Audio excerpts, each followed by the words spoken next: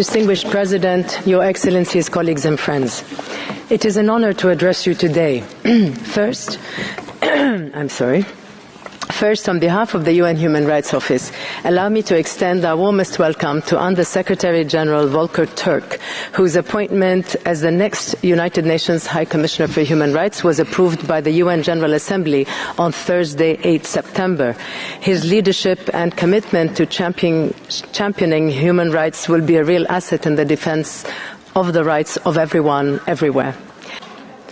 In the Papua region, Papua and West Papua provinces of Indonesia, we have reports of intensified violence, including clashes between the Indonesian security forces and armed groups, resulting in unknown numbers of civilian casualties and fatalities and internal displacement.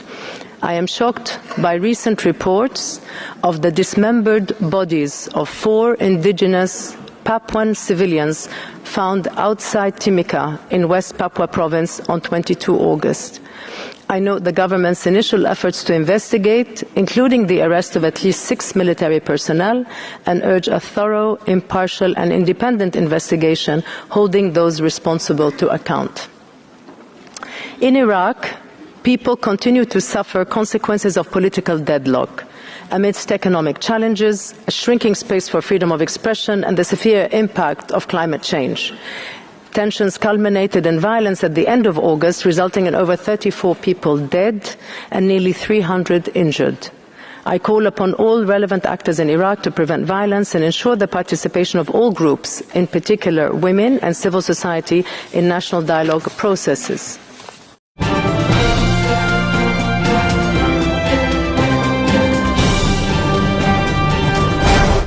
Foto pertama tadi merupakan tubuh terakhir 4 korban warga sipil yang dibunuh secara sadis dengan ketidakberkemanusiaan yang tidak memiliki jiwa di tanggal 22 Agustus tahun 2022.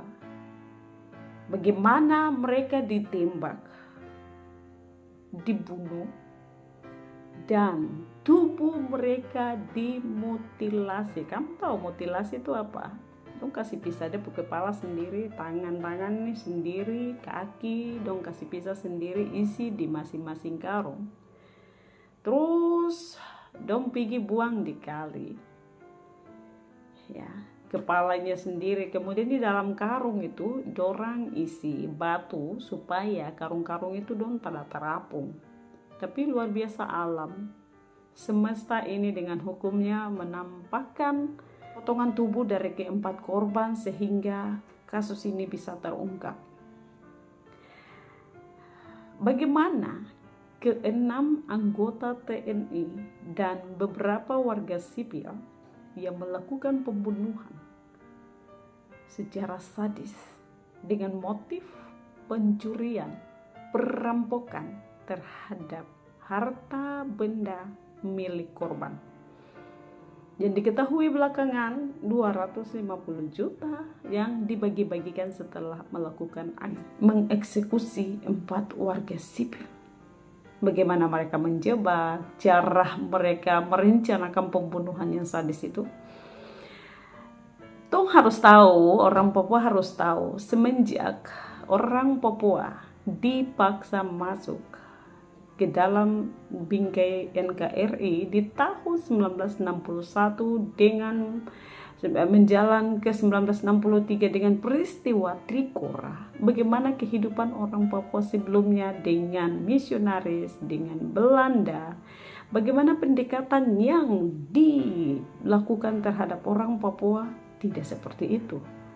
Tetapi pelanggaran HAM, ya, kasus-kasus pelanggaran HAM, operasi-operasi militer dilancarkan di Papua. Banyak orang Papua hilang di hutan, banyak orang Papua hilang di mana-mana semenjak negara ini ada di atas tanah Papua dengan cara pencaplokan yang besar-besaran dilakukan semenjak 1961 itu.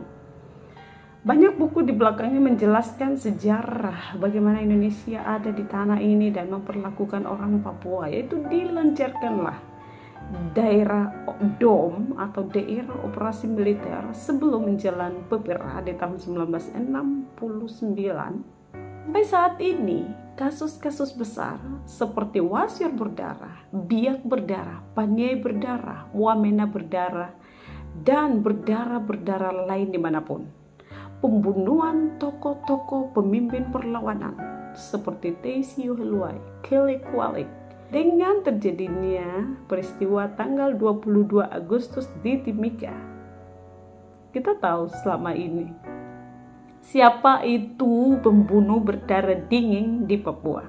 Kita tahu siapa yang sebenarnya selama ini menjaga, memelihara, dan menciptakan konflik di Papua.